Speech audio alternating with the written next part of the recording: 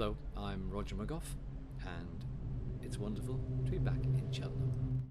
I arrived in Cheltenham today, and tomorrow I'm doing a reading for school kids based on the An Imaginary Menagerie, and then the next day I'm doing a show for family and children called An Imaginary Menagerie.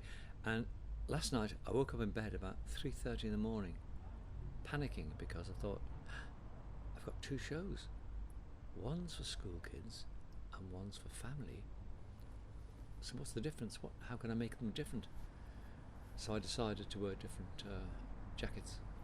I think I should do it. Cheltenham, of course, I've been for many years. Really was when it was a small village. I came here reading poetry.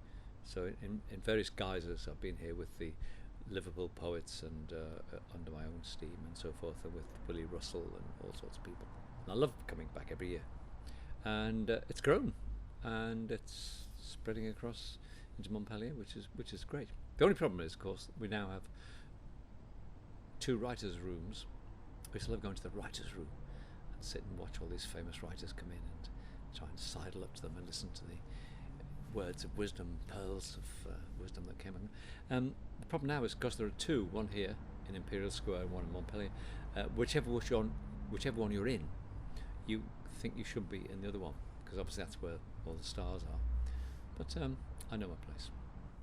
I think poetry is really terribly important, and I think young children, and I think my audience tomorrow will be 8, 9, 10-year-olds, and they will have been exposed to poetry at school, I think, and that's why the teachers are keen and they bring them, and that enthusiasm carries off, and I hopefully will encourage them to go on. It's more difficult later on, I think, when they get to young teenagers, and there's more demands on their time and on their life, I think, and poetry gets lost somewhere in school. But I'm just so enthusiastic about poetry at schools, as a lot of poets are, and Michael Rose and people like that, of course, who work in schools, and John Agard. So I've always been trying to pioneer of poetry in schools and in the home and in the street and everywhere else. It's interesting how poetry looks on the page can put people off in a way, and the reading of the poem. If you pick up a storybook, a novel, you begin at the beginning and you go through to it.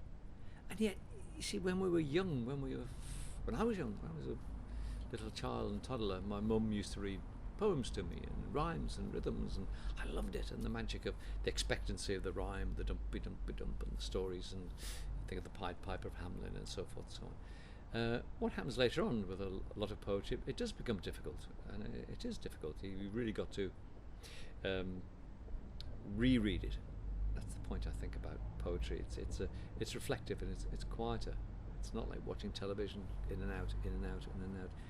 You got to take it in. But I think certainly for children and for adults, because I read poetry, I publish books, and I'm a writer, and I spend a lot of time writing, and the thinking of it and the setting it down on the page is very important to me. But if I can read it aloud, it works.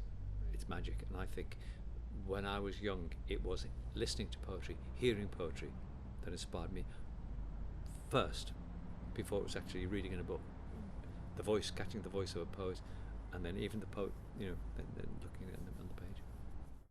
It's a great honour being asked to do Poetry Please, and I remember when I was first invited to do it, Sarah Davis rang me, who was the executive producer from Bristol, and I thought, oh gosh, that's a nice thing to ask. But can I do it? Am I able to do it? Do I know enough about poetry? Is it too much commitment to my time and all those things? Thank God I did it, because I've learnt a lot about poetry, and I'm not an academic. I didn't do English at university, so I know a lot about contemporary poetry, English and American.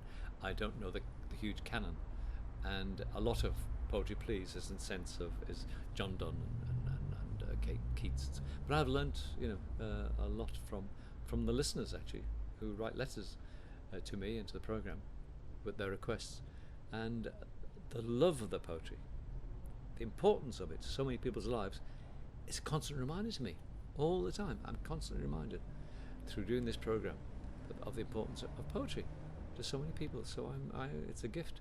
It's been a gift to me. Oh, it's a tricky one, being asked to name a favourite poem of mine, for instance, because I always remember the late Adrian Mitchell, who's a good friend of mine. Remember him being asked the same question, Mr. Mitchell, what's your favourite poem? And he said, I can't tell you because all the other poems will get jealous. And I think that'll do.